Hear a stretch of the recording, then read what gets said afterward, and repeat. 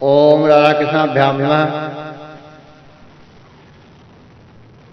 परम आदरणीय धर्मानुराग, आज मैं आप लोगों के सामने भागवत महापुराण में वर्णित ध्रुव का वनगमन की कथा कहता कि किस प्रकार बालक ध्रुव को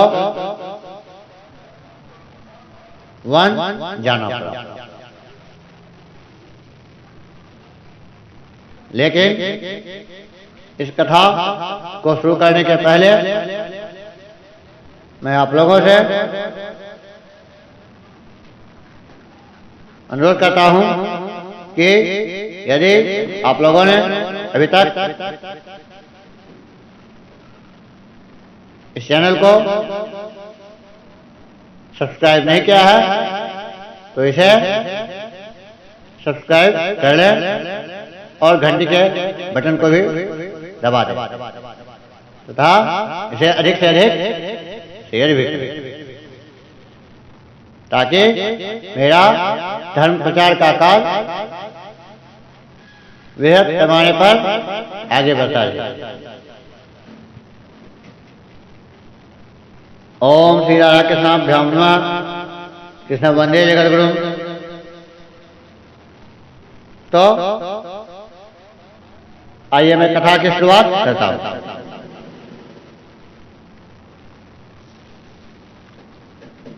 महारानी शतरूपा और उनके पति स्वयंभू मनु से प्रियव्रत और उत्तानपाद ये दो पुत्र हुए।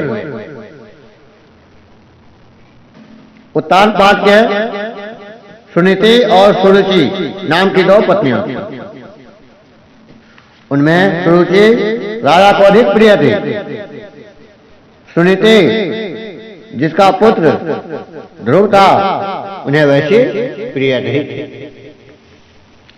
एक दिन राजा उत्तानपाद सुरुचि के पुत्र उत्तम को गोद में बिठाकर प्यार कर रहे थे।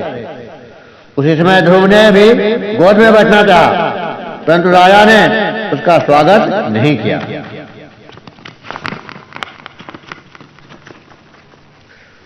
उस समय घमंड से भरी हुई सुरुचि ने अपनी सौत के पुत्र ध्रुव को महाराज की गोद में आने का यत्न करते देख उनके सामने ही उसे डाह भरे शब्दों में कहा, बच्चे तू राज सिंहासन पर बैठने का अधिकारी नहीं है, तू भी राजा का ही बेटा है। इसे क्या हुआ? तुझको मैंने तो अपनी कोख में नहीं धारण किया, तू अभी नादान है। तुझे पता नहीं है कि तूने किसी दूसरी स्त्री के गर्भ से जन्म लिया है, तभी तो ऐसे दुर्लभ विषय की चाह कर रहा है। यदि तुझे राज सिंहासन की चाह है तो तपस्या करके परम पुरुष श्री नारायण की आराधना कर और उनकी कृपा से मेरे गर्भ में आकर जन्म ले। जिस प्रकार डंडे की चोट खाकर सांप फुफकार मारने लगता है, उसी प्रकार अपनी सौतेली मां के कठोर वचनों से घायल होकर ध्रुव क्रोध के मारे लंबी लंबी सांस लेने लगा। उसके पिता चुपचाप यह सब देखते रहे, मुंह से एक शब्द भी नहीं बोले। तब पिता को छोड़कर ध्रुव रोता हुआ अपनी माता के पास आया। उसके दोनों होठ फड़क रहे थे और वह सिसक सिसक कर रो रहा था। सुनीति ने बेटे को गोद में उठा लिया और जब महल के दूसरे लोगों से अपनी सौत सुरुचि की कही हुई बातें सुनी तब उसे भी बड़ा दुख हुआ। उसका धीरज टूट गया। वह दावानल से जली हुई बेल के समान शोक से संतप्त होकर मुरझा गई तथा विलाप करने लगी। सौत की बातें याद आने से उसके कमल छवि के नेत्रों में आंसू भर आए। उस बेचारी को अपने दुख पारावार का कहीं अंत भी नहीं दिखाई देता था। उसने गहरी सांस लेकर ध्रुव से कहा, बेटा तू दूसरों के लिए किसी प्रकार के अमंगल की कामना मत कर। जो मनुष्य दूसरों को दुख देता है उसे स्वयं ही उसका फल भोगना पड़ता है। सुरुचि ने जो कुछ कहा है ठीक ही है, क्योंकि महाराज को मुझे पत्नी तो क्या दासी स्वीकार करने में भी लज्जा आती है। तूने मुझ मंद भागिनी के गर्भ से ही जन्म लिया है और मेरे ही दूध से तू पला है। बेटा, सुरुचि ने तेरी सौतेली माँ होने पर भी बात बिल्कुल ठीक कही है। अतः यदि राजकुमार उत्तम के समान राज सिंहासन पर बैठना चाहता है तो द्वेष भाव छोड़कर उसी का पालन कर। बस श्री अधोक्षज भगवान के चरण कमलों की आराधना में लग जा। संसार का पालन करने के लिए सत्व गुण को अंगीकार करने वाले उन श्री हरि के चरणों की आराधना करने से ही तेरे परदादा श्री ब्रह्मा जी को वह सर्वश्रेष्ठ पद प्राप्त हुआ है, जो मन और प्राणों को जीतने वाले मुनियों के द्वारा भी वंदनीय है। इसी प्रकार तेरे दादा स्वयंभू मनु ने भी बड़ी बड़ी दक्षिणाओं वाले यज्ञों के द्वारा अनन्य भाव से उन्हीं भगवान की आराधना की थी। तभी उन्हें दूसरों के लिए अति दुर्लभ लौकिक अलौकिक तथा मोक्ष सुख की प्राप्ति हुई। बेटा, तो वे उन भक्त वत्सल भगवान का ही आश्रय ले। जन्म मृत्यु के चक्र से छूटने की इच्छा करने वाले मुमुक्षु लोग निरंतर उन्हीं के चरण कमलों के मार्ग की खोज क्या करते हैं। तू स्वधर्म पालन से पवित्र हुए अपने चित्त में श्री पुरुषोत्तम भगवान को बैठा ले तथा अन्य सबका चिंतन छोड़कर केवल उन्हीं का भजन कर। बेटा, उन कमल दल लोचन श्री हरि को छोड़कर मुझे तो तेरे दुख को दूर करने वाला और कोई दिखाई नहीं देता। देख, जिन्हें पसंद करने के लिए ब्रह्मा आदि अन्य सब देवता ढूंढते रहते हैं, वे श्री लक्ष्मी जी भी दीपक की भांति हाथ में कमल लिए निरंतर उन्हें श्री हरि की खोज क्या करती हैं। माता सुनीति ने जो वचन कहे वे अभिष्ट वस्तु की प्राप्ति का मार्ग दिखाने वाले थे। अतः उन्हें सुनकर ध्रुव ने बुद्धि द्वारा अपने चित्त का समाधान किया। इसके बाद वे पिता के नगर से निकल पड़े। यह समाचार सुनकर और ध्रुव क्या करना चाहता है इस बात को जानकर नारद जी वहां आए। उन्होंने ध्रुव के मस्तक पर अपना पाप नाशक कर कमल फेरते हुए मन ही मन विस्मित होकर कहा, ओहो, क्षत्रियों का कैसा अद्भुत तेज है। वे थोड़ा सा भी मान भंग नहीं सह सकते। देखो, अभी तो यह नन्हा सा बच्चा है, तो भी इसके हृदय में सौतेली माता के कटु वचन घर कर गए। तत्पश्चात नारद जी ने ध्रुव से कहा, बेटा, अभी तो तू बच्चा है, खेल कूद में ही मस्त रहता है। हम नहीं समझते कि इस उम्र में किसी बात से तेरा सम्मान या अपमान हो सकता है। यदि तुझे मान अपमान का विचार ही हो तो बेटा, असल में मनुष्य के असंतोष का कारण मोह के सिवा और कुछ नहीं है। संसार में मनुष्य अपने कर्मानुसार ही मान अपमान या सुख दुख आदि को प्राप्त होता है। भगवान की गति बड़ी विचित्र है, इसलिए उस पर विचार करके बुद्धिमान पुरुष को चाहिए कि दैववश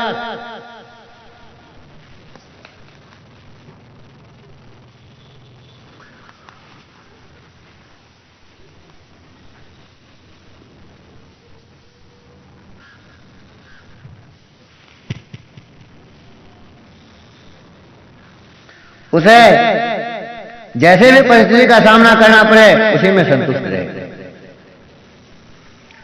अब माता के उद्देश्य से तू योग साधन द्वारा जिन भगवान की कृपा प्राप्त करने चला है, मेरे विचार से साधारण पुरुषों के लिए उन्हें प्रसन्न करना बहुत ही कठिन है। योगी लोग अनेक जन्मों तक अनासक्त रहकर समाधि योग के द्वारा बड़ी बड़ी कठोर साधनाएं करते रहते हैं, परंतु भगवान के मार्ग का पता नहीं पाते। इसलिए तू यह व्यर्थ का हट छोड़ दे और घर लौट जा। बड़ा होने पर जब परमार्थ साधन का समय आवे तब उसके लिए प्रयत्न कर लेना। विधाता के विधान के अनुसार सुख दुख जो कुछ भी प्राप्त हो उसी में चित्त को संतुष्ट रखना चाहिए। यूं करने वाला पुरुष मोहमय संसार से पार हो जाता है। मनुष्य को चाहिए कि अपने से अधिक गुणवान को देखकर प्रसन्न हो। जो कम गुण वाला हो उस पर दया करे और जो अपने समान गुण वाला हो उसे मित्रता का भाव रखे। यूं करने से उसे दुख कभी नहीं दबा सकते। ध्रुव ने कहा, भगवान, सुख दुख से जिनका चित्त चंचल हो जाता है उन लोगों के लिए आपने कृपा करके शांति का यह बहुत अच्छा उपाय बतलाया, परंतु मुझे जैसे अज्ञानियों की दृष्टि यहाँ तक नहीं पहुँच पाती। इसके सिवा मुझे घोर क्षत्रिय स्वभाव प्राप्त हुआ है, अतएव मुझमें विनय का प्राय अभाव है। रुचि ने अपने कटु वचन रूपी बाणों से मेरे हृदय को विदीर्ण कर डाला है, इसलिए उसमें आपका यह उपदेश नहीं कर पा रहा। ब्रह्मन, मैं उस पद पर अधिकार करना चाहता हूँ जो त्रिलोकी में सबसे श्रेष्ठ है, तथा जिस पर मेरे बाप दादे और दूसरे कोई भी आरूढ़ नहीं हो सके। आप मुझे उसी की प्राप्ति का कोई अच्छा सा मार्ग बतलाइए। आप भगवान ब्रह्मा जी के पुत्र हैं और संसार के कल्याण के लिए ही वीणा बजाते सूर्य की भांति त्रिलोकी में विचरा करते हैं। ध्रुव की बात सुनकर भगवान नारद जी बड़े प्रसन्न हुए और उस पर कृपा करके इस प्रकार सदुपदेश देने लगे। बेटा, तेरी माता सुनीति ने तुझे जो कुछ बताया है वही तेरे लिए परम कल्याण का मार्ग है। भगवान वासुदेव ही वह उपाय है, भगवान वासुदेव ही वह उपाय है, इसलिए तू चित्त लगाकर उन्हीं का भजन कर। जिस पुरुष को अपने लिए धर्म, अर्थ, काम और मोक्ष रूप पुरुषार्थ के विधाता हो, उसके लिए उनकी प्राप्ति का उपाय एकमात्र श्री हरि के चरणों का सेवन ही है। बेटा, तेरा कल्याण होगा। अब तो श्री यमुना जी के तटवर्ती परम पवित्र मधुवन को जा, वहाँ श्री हरि का नित्य निवास है। वहाँ श्री कालिंदी के निर्मल जल में तीनों समय स्नान करके नित्य कर्म से निवृत्त हो यथाविधि आसन बिछाकर स्थिर भाव से बैठना। फिर रेचक, पूरक और कुंभक तीन प्रकार के प्राणायाम से धीरे धीरे प्राण, मन और इंद्रिय के दोषों को दूर कर धैर्य युक्त मन से परम गुरु श्री भगवान का इस प्रकार ध्यान कर।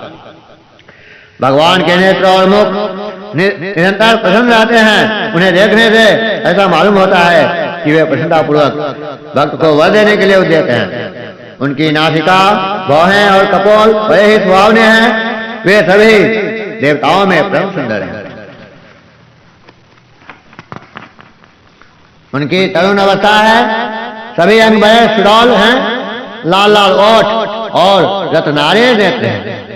वे प्रणत जनों को आश्रय देने वाले अपार सुखदायक शरणागत वत्सल और दया के समुद्र हैं। उनके वक्ष स्थल में श्री वत्स का चिन्ह है।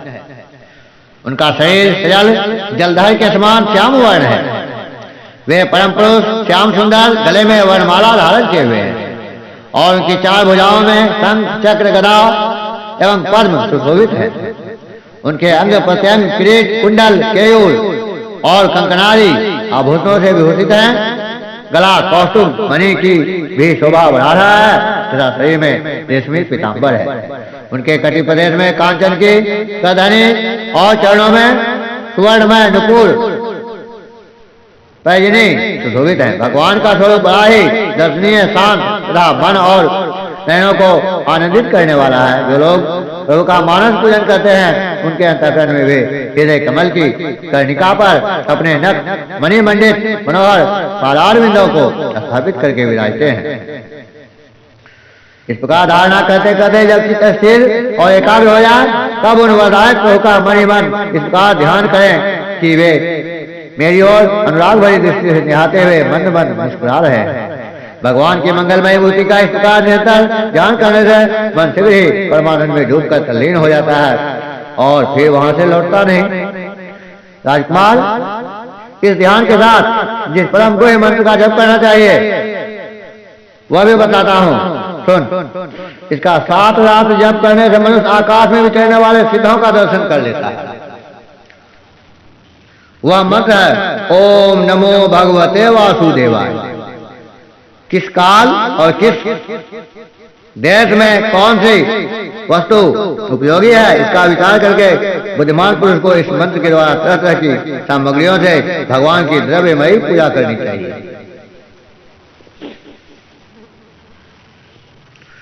प्रभु का पूजन विशुद्ध जल, पुष्पमाला, जंगली फूल और फलादि, पूजा में विद, दुर्वारी अंकुर, वन में ही प्राप्त होने वाले वलकल वस्त्र और उनकी प्रेयसी तुलसी से करना चाहिए।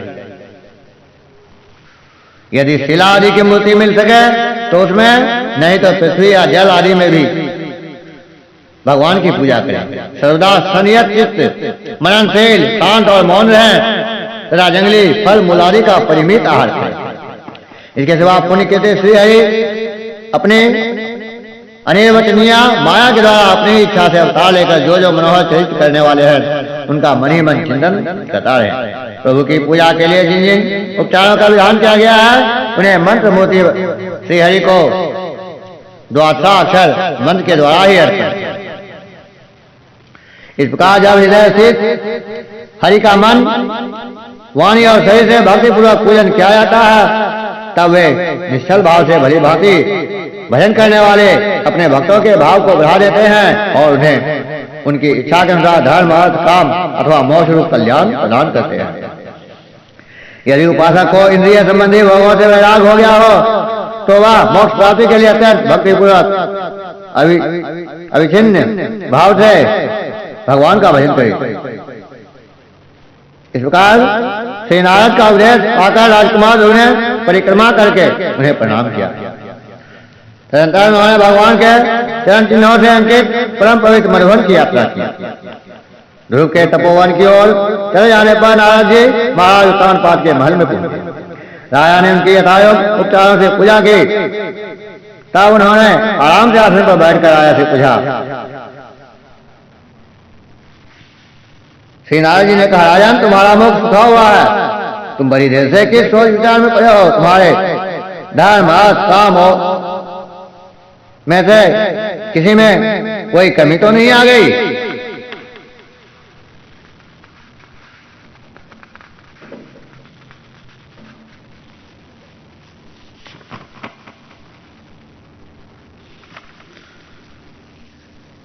तो राजा ने कहा, ब्राह्मण में बड़ा ही स्त्रैण जो स्त्री के वशीभूत रहे उसे स्त्रैण कहा जाता है। स्त्री का गलत सही सब काम करने पर जो आमादा हो वही व्यक्ति स्त्रैण कहलाता है। और निर्दय हो। हाय, मैंने अपने 5 वर्ष के नन्हे से बच्चे को उसकी माता के साथ घर से निकाल दिया। मुनिवर वह बड़ा ही बुद्धिमान था। उसका कमल सा मुख भूख से कुम्हला गया होगा। वह थक कर कहीं रास्ते में पड़ गया होगा। ब्राह्मण उस असहाय बच्चे को वन में कहीं भेड़िए न खा जाए। ओह, मैं कैसा स्त्री का गुलाम हूँ। मेरी कुटिलता तो देखिए। वह बालक प्रेमवश मेरी गोद में चढ़ना चाहता था, किंतु मुझ दुष्ट ने उसका तनिक भी आदर नहीं किया। श्री नारद जी ने कहा, राजन, तुम अपने बालक की चिंता मत करो। उसके रक्षक भगवान हैं। उन्हें उसके प्रभाव का पता नहीं है। तुम्हें उनके प्रभाव का पता नहीं है। उसका यह सारे जगत में फैल रहा है। वह बालक बड़ा समर्थ है। जिस काम को बड़े बड़े लोकपाल भी नहीं कर सकते उसे पूरा करके वह शीघ्र ही तुम्हारे पास लौट आएगा। उसके कारण तुम्हारा यश भी बहुत बढ़ेगा। देवर्षि नारद की बात सुनकर महाराज उत्तानपाद राजपाट की ओर से उदासीन होकर निरंतर पुत्र की चिंता में रहने लगे। इधर ध्रुव जी ने मधुवन में पहुंचकर यमुना जी में स्नान किया और उस रात पवित्रता पूर्वक उपवास करके श्री नारायण जी के उपदेशानुसार एकाग्र चित्त से परम पुरुष श्री नारायण की उपासना आरंभ कर दी। उन्होंने 3 रात्रि के अंतर से शरीर निर्वाह के लिए केवल कैद और बेर के फल खाकर श्री हरि की उपासना करते हुए 1 माह व्यतीत किया। दूसरे महीने में उन्होंने 6 दिन के पीछे सूखे घास और पत्ते खाकर भगवान का भजन किया। घास और पत्ता खाकर 1 महीना तक कैथ और बैर खाया। 3 दिन के बाद, 3 रात के बाद। दूसरे महीना में 6 दिन के बाद, 6 दिन के बाद सूखे घास और पत्ते खाकर भगवान का भजन किया। तीसरा महीना 9 दिन पर केवल जल पीकर समाधि योग के द्वारा श्री हरि की आराधना करते हुए बिताया। चौथे महीने में उन्होंने श्वास को जीतकर 12 दिन के बाद केवल वायु पीकर ध्यान योग द्वारा भगवान की आराधना किया। 5वां मास लगने पर राजकुमार ध्रुव को श्वास को जीतकर परब्रह्म का चिंतन करते हुए 1 पैर से खंभे के समान निश्चल भाव से खड़े हो गए। उस समय उन्होंने शब्दारी, विषय और इंद्रियों के नियामक अपने मन को सब ओर से खींच लिया तथा हृदय स्थित हरि के स्वरूप का चिंतन करते हुए चित्त को किसी दूसरी ओर जाने नहीं दिया। जिसमें उन्होंने महदारी संपूर्ण तत्वों के आधार तथा प्रकृति और पुरुष के भी अधिक परब्रह्म की धारणा की, उस समय तीनों लोग कांप उठे। जब राजकुमार ध्रुव एक पैर से खड़े हुए तब उनके अंगूठे से दबकर आधी पृथ्वी इस प्रकार झुक गई जैसे किसी गजराज के चढ़ जाने पर नाव पथ पर दाई बाई और डगमगाने लगती है।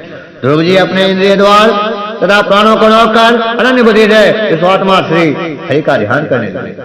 इस कार उनकी समस्ती प्राण से अभिन्नता हो जाने के कारण सभी जीवों का श्वास प्रश्वास रुक गया।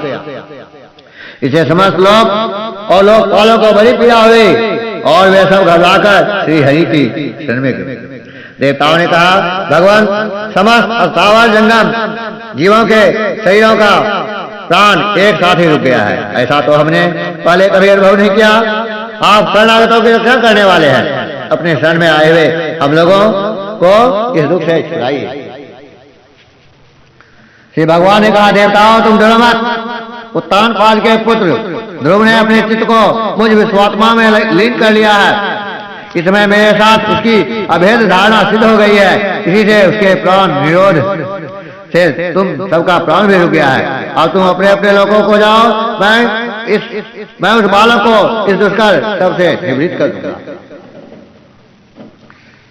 भगवान के इस प्रकार आश्वासन देने से देवताओं का भय जाता रहा और वे उन्हें प्रणाम करके स्वर्गलोक को चले गए। तदनंतर विराट स्वरूप भगवान गरुड़ पर चढ़कर अपने भक्त को देखने के लिए मधुवन में आए। उस समय ध्रुव जी तीव्र योगाभ्यास से एकाग्र हुई बुद्धि के द्वारा भगवान की बिजली के समान देदीप्यमान जिस मूर्ति का अपने हृदय कमल में ध्यान कर रहे थे वह सहसा विलीन हो गई। इसे घबराकर उन्होंने ज्यों ही नेत्र खोले तो भगवान के उसी रूप को बाहर अपने सामने देखा।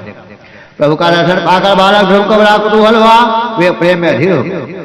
उन्होंने पृथ्वी पर दंड के समान लौटकर उन्हें प्रणाम किया। फिर वे इस प्रकार प्रेम भरी दृष्टि से उनको देखने लगे मानो नेत्रों से उन्हें पी जाएंगे, मुख से चूम लेंगे और भुजाओं में कस लेंगे। वे हाथ जोड़े प्रभु के सामने खड़े थे और उनकी स्तुति करना चाहते थे, परंतु किस प्रकार करें यह नहीं जानते थे।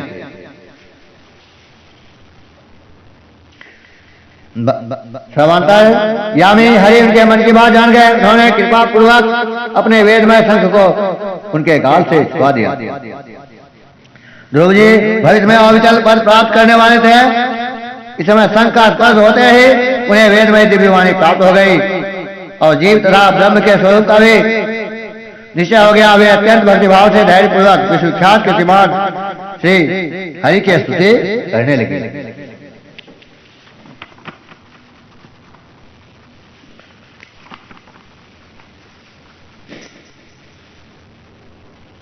ध्रुव जी ने कहा, प्रभु आप सर्वशक्ति संपन्न हैं, आप ही मेरे अंतःकरण में प्रवेश कर अपने तेज से मेरी सोई हुई वाणी को सजीव करते हैं तथा हाथ पैर कान और त्वचा आदि अन्य इंद्रियों एवं प्राणों को भी चेतनता देते हैं। मैं आप अंतर्यामी भगवान को प्रणाम करता हूँ। भगवान आप एक ही हैं, परंतु अपनी अनंत गुणमयी माया शक्ति से इस महदारी संपूर्ण प्रपंच को रचकर अंतर्यामी रूप से उसमें प्रवेश कर जाते हैं और फिर उसके इंद्रियादी अनंत गुणों में उनके अधिष्ठात्री देवताओं के रूप में स्थित होकर अनेक रूप भासते हैं। ठीक वैसे ही जैसे तरह तरह की लकड़ियों में प्रकट हुई आग अपनी उपाधि के अनुसार भिन्न भिन्न रूपों में भासती है। साथ सृष्टि के आरंभ में ब्रह्मा जी ने भी आपके सर लेकर आपके दिए हुए ज्ञान के प्रभाव से ही इस जगत को सोकर उठे हुए पुरुष के समान देखा था। दीन बंधो वहीं आपके चरण तल का मुक्त पुरुष भी आश्रय लेते हैं, कोई भी कृतज्ञ पुरुष उन्हें कैसे भूल सकता है। प्रभु इस सब तुल्य शरीरों के द्वारा भोगा जाने वाला इंद्रिय और विषयों के संसर्ग से उत्पन्न सुख तो मनुष्यों को नरक में भी मिल सकता है। जो लोग इस विषय सुख के लिए लालायित रहते हैं और जो जन्म मरण के बंधन से छुड़ा देने वाले कल्प तरु स्वरूप आपकी उपासना भगवत प्राप्ति के सिवा किसी अन्य उद्देश्य से करते हैं, उनकी बुद्धि अवश्य आपकी माया के द्वारा ठगी गई है। नाथ, आपके चरण कमलों का ध्यान करने से और आपके भक्तों के पवित्र चरित्र सुनने से प्राणियों को जो आनंद प्राप्त होता है वह निजानंद स्वरूप ब्रह्म में भी नहीं मिल सकता। फिर जिन्हें काल की तलवार काटे डालती है उन स्वर्गीय विमानों से गिरने वाले पुरुषों को तो वह सुख मिल ही कैसे सकता है। अनंत परमात्मन, मुझे तो आप उन विशुद्ध हृदय महात्मा भक्तों का संग दीजिए जिनका आप में अविच्छिन्न भक्ति भाव है। उनके संग से मैं आपके गुणों और लीलाओं की कथा सुधा को पी पी कर उन्मत्त हो जाऊंगा और सहज ही इस लोक इस अनेक प्रकार के दुखों से पूर्ण भयंकर संसार सागर के उस पार पहुंच जाऊंगा। कमलनाथ प्रभु, जिनका चित्त आपके चरण कमल की सुगंध में लुभाया हुआ है, उन महानुभावों का जो लोग संग करते हैं वे अपने इस अत्यंत प्रिय शरीर और इनके संबंधी पुत्र मित्र गृह और स्त्री आदि की सुधि भी नहीं करते।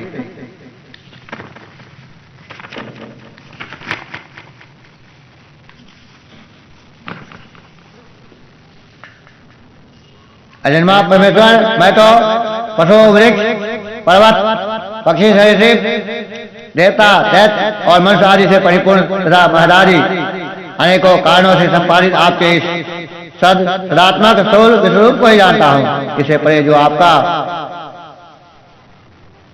परम स्वरूप है जिसमें वाणी की गति नहीं है उसका मुझे पता नहीं है। भगवान कल्पकांत होने पर योग निद्रा में जो परम पुरुष इस संपूर्ण विश्व को अपने उदर में लीन करके शेष जी के साथ उन्हीं की गोद में शयन करते हैं, तथा जिनके नाभि समुद्र से प्रकट हुए सर्वलोक में स्वर्ण वर्ण कमल से परम तेजोमय ब्रह्मा जी उत्पन्न हुए, वे भगवान आप ही है। मैं आपको प्रणाम करता हूँ। प्रभु, आप अपनी अखंड चिन्मयी दृष्टि से बुद्धि की सभी अवस्थाओं के साक्षी हैं, तथा नित्य मुक्त शुद्ध सत्यमय सर्वांग परमात्मा स्वरूप निर्विकार आदि पुरुष सदैश्वर्य संपन्न एवं तीनों गुणों के अधीश्वर हैं। आप जीव से सर्वथा भिन्न हैं तथा संसार की स्थिति के लिए यज्ञाधिष्ठाता श्री विष्णु रूप से विराजमान है। आपसे ही विद्या और विद्या आदि विशुद्ध गतियों वाली अनेकों शक्तियां धारावाहिक रूप से निरंतर प्रकट होती रहती है। आप जगत के कारण अखंड अनादि अनंत आनंदमय निर्विकार ब्रह्म स्वरूप है। मैं आपके शरण भगवान, आप परमानंद मूर्ति है। जो लोग ऐसा समझकर निष्काम भाव से आपका निरंतर भजन करते हैं उनके लिए राज्यादि भोगों की अपेक्षा आपके चरण कमलों की प्राप्ति ही भजन का सच्चा फल है। स्वामी, यद्यपि बात ऐसी है तो भी गौ जैसे अपने तुरंत के जन्मे हुए बछड़े को दूध पिलाती और व्याघ्रादि से बचाती रहती है, उसी प्रकार आप भी भक्तों पर कृपा करने के लिए निरंतर विकल रहने के कारण हम जैसे सकाम जीवों की भी कामना पूर्ण करके उनके संसार भय से रक्षा करते रहते हैं।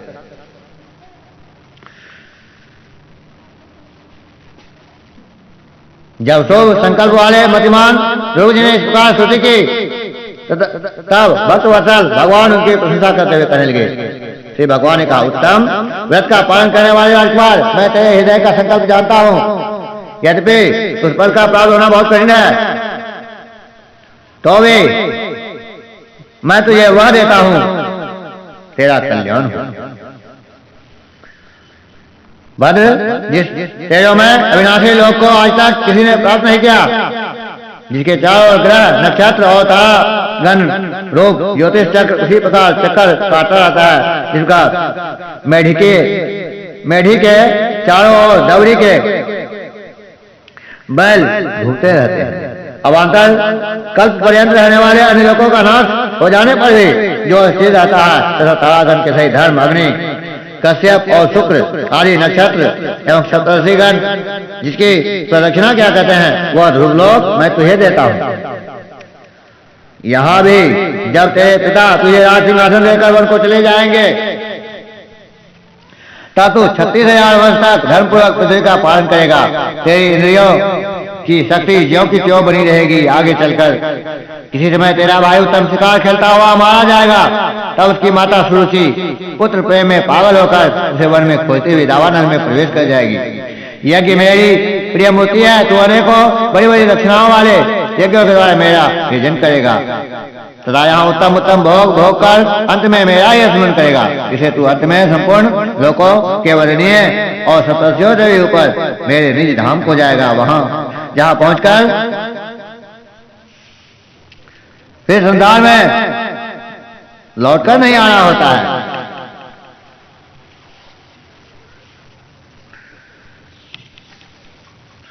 बालक ध्रुव से इस प्रकार पूजित हो और उन्हें अपना पद प्रदान कर भगवान श्री गरुड़ध्वज उनके देखते देखते अपने लोक को चले गए। प्रभु की चरण सेवा से संकल्पित वस्तु प्राप्त हो जाने के कारण यद्यपि ध्रुव का संकल्प तो निवृत्त हो गया, किंतु उनका चित्त विशेष प्रसन्न नहीं हुआ। फिर वे अपने नगर को लौट आए।